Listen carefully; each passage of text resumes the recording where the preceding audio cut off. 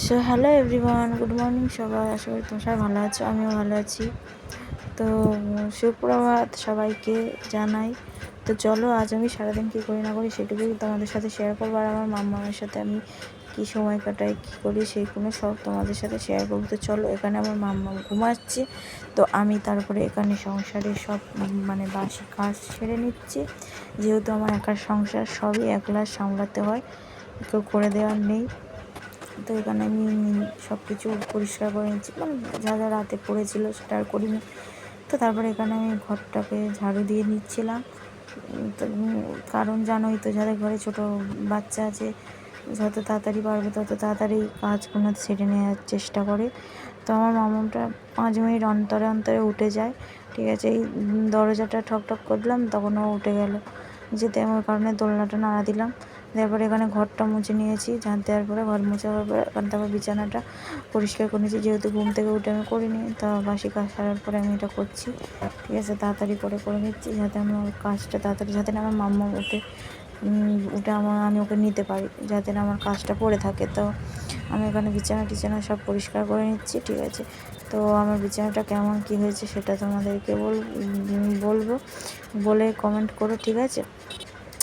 তো এটা আমার বিয়েরই চাদর, আমি বিয়েতে অনেক চাদর পেয়েছি, তো এটা আমার বিয়েরই চাদর পেতেছি, ঠিক আছে। পয়লা বৈশাখের দিন, যাতে নতুন বছরে নতুন সব কিছু, আমরা নতুন সাজবো, বিছানাটা কেন নতুন সাজবে না, তাই না? তো ওই কারণে বিছানার চাদরের এই পুতুলটা আমার মামামের বাবা এনে দিয়েছে, ঠিক আছে। ছোটোবেলা মানে অনেক ছোটোতে এনে দিয়েছিল, যখন ও ছোটো ছিল খুব, দেখতে মানে যেটাকে শুনতে করতো না, তো এনে দিয়েছিল। তো এই হলো আমার বিছানার পরে, আর ওখানে একটা ABCD দেওয়া হয়েছে, ওটা টিভি দিয়েছে। তো এখানে আমি সকালে ব্রেকফাস্ট করছি, যেহেতু আমি বেলায় উঠেছি, তো ওই কারণে ওটাই খেয়ে কোথায় আমার মামাকে স্নান করাবো বলে তেল মাখিয়ে একটু খেলা করছিল, ব্যায়াম করে এক্সারসাইজ করছিল। তো এখানে ওর সাথে আমি কথা বলছি, বকবক করছি, ও আমার দিকে তাকিয়ে আছে। তারপর এখানে স্নান করানোর পর ওকে রেডি করে দিয়েছি। ও ক্যামেরাতে অ্যালার্জি রয়েছে, জানো তো।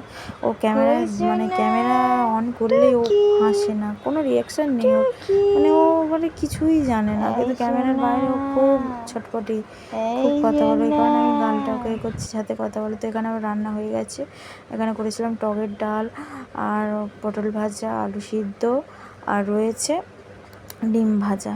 তো এই আমাদের দুপুরের মেনু। তো তোমরা কে কী খাচ্ছ সেটা কমেন্ট করে জানিও অবশ্যই, ঠিক আছে। তার মামাকে কোলে নিয়ে গেছিলো, তারপরে আমরা ফ্রিজের সামনে গিয়ে আমি আর আমার মাম্মা কথা বলছি ওর সাথে, জানি না কী বলছি, ভুলে গেছি। তো আজকেকার ব্লগ এটুকুই, আর আশা করি তোমাদের ভালো লাগবে। তো সবাই সুস্থ থেকো, ভালো থেকো, টাটা।